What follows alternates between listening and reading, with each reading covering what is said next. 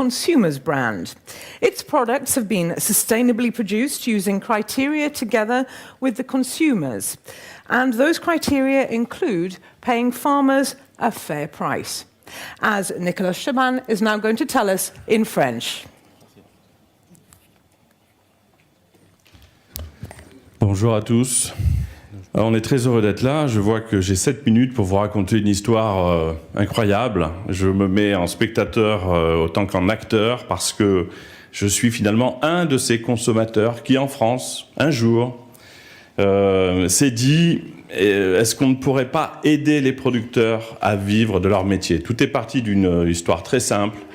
J'étais dans une conversation avec un conseiller du ministre de l'Agriculture de l'époque, Stéphane Le Foll. Et en fin de conversation, ce conseiller nous dit on est dans une crise agricole énorme, notamment pour les producteurs de lait. Est-ce que vous n'auriez pas une idée côté consommateur pour les aider? J'ai retourné la question, combien il manque sur 1 litre de lait pour qu'un producteur vive de son métier? Il n'avait pas la réponse, donc ce qui montre que peut-être c'est un chemin à explorer. Et puis finalement, il m'a répondu 8 centimes. 8 centimes par litre, fois 50 litres par an. L'équation est arrivée. Si nous rajoutons, nous, consommateurs, 4 € par an sur nos achats de lait, nos achats passent de, finalement, pas équitable pour le producteur à un vrai soutien pour les producteurs. Alors, c'est comme ça qu'est née cette brique de lait. Je laisse le soin au traducteur de traduire cette phrase clé. Ce lait rémunère au juste prix son producteur. Donc, ce sont de simples consommateurs réunis en coopérative qui ont décidé de prendre en main finalement à leur niveau cette histoire en disant on va rajouter les centimes pour les producteurs pour qu'ils puissent retrouver le sourire à l'autre bout, parce qu'il y a une petite sœur directe de l'équité, c'est notamment la qualité. Quand vous rajoutez quelques centimes pour qu'un producteur vive de son métier, au-delà de la dimension humaine, eh bien, il a pu, on le verra dans la présentation, enlever les OGM de l'alimentation animale. Il y a eu un choix fait sur les fourrages locaux, du pâturage, 3 à 6 mois, ce qui est important pour le bien-être animal et en même temps. Donc voilà comment est née sur Internet, dans un coin du monde, la première marque créée par les consommateurs. Sur Internet, un petit questionnaire, donc je vais vous le montrer, sinon je ne vais pas utiliser cette présentation. Voilà, vous avez donc, vous voyez, un questionnaire tout simple, quelques questions. La première question, c'est est-ce que vous voulez qu'on paie le producteur au cours mondial? Vous voyez, il y a le prix de 0,69 au départ, on ne le voit plus là, mais qui est impactant. Si vous rajoutez les 8 centimes, la brique de lait passe à 0,77. Est-ce qu'on n'enlèverait pas les OGM de l'alimentation? 5 centimes, 77, 82 centimes. Est-ce que 1 à 3 mois de pâturage serait bien 2 centimes, 3 à 6 mois, 4 centimes. Pour la première fois, un produit a été créé par des consommateurs qui comprenaient chaque critère de l'histoire du produit et qui devenait une brique de lait à 99 centimes, ayant une histoire évidemment positive, qualitative, et qui protégeait les producteurs. Alors on nous a dit peut-être que c'était un rêve de consommateur. 3 ans plus tard, vous avez devant vous là, la brique de lait issue de la nouvelle marque la plus vendue de l'histoire de l'agroalimentaire en France.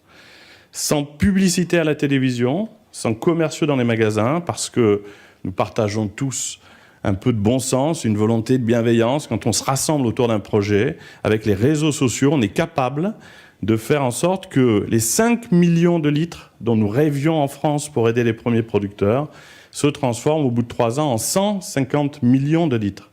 Donc voilà une brique de lait équitable, qui soutient les producteurs, qui préserve la planète et qui est aujourd'hui une des briques, la deuxième brique de lait la plus vendue en France. C'est pas pour les chiffres, évidemment, qu'on veut vous faire le témoignage de tout ça, c'est pour l'espoir qu'il y a derrière. Le monde politique a besoin, on le sait tous aujourd'hui, des citoyens, comme là, ils sont devenus acteurs de leur consommation. Demain, si on veut que des programmes politiques réussissent, il faut transformer le rapport aux citoyens, il faut qu'ils prennent en charge sa part, peut-être, d'accompagnement, mais tout ça se fait à certaines conditions. Vous avez, c'est très important pour nous, le visage des producteurs, puisque tout est transparent. La coopérative, évidemment, décrit tout son process. Les consommateurs qui sont rassemblés dans la coopérative vont vérifier que les centimes vont bien jusqu'au producteur, que les fourrages sont bien locaux. Donc à la fois on crée le cahier des charges, mais on vérifie le cahier des charges. Vous voyez, ça c'est important pour nous, consommateurs. Je pense que vous êtes tous sensibles au fait que votre argent ne serve pas à alimenter un système absurde qui, avec votre argent, qui deviendrait complice, créerait un inconfort pour celui qui travaille à l'autre bout. Aujourd'hui, avec les réseaux sociaux, on peut reprendre la maîtrise de tout ça. Vous avez une famille de produits très grande qui, après le lait, s'est créée. Un petit mot sur le beurre bio. Le beurre bio a été créé, c'est qui le patron?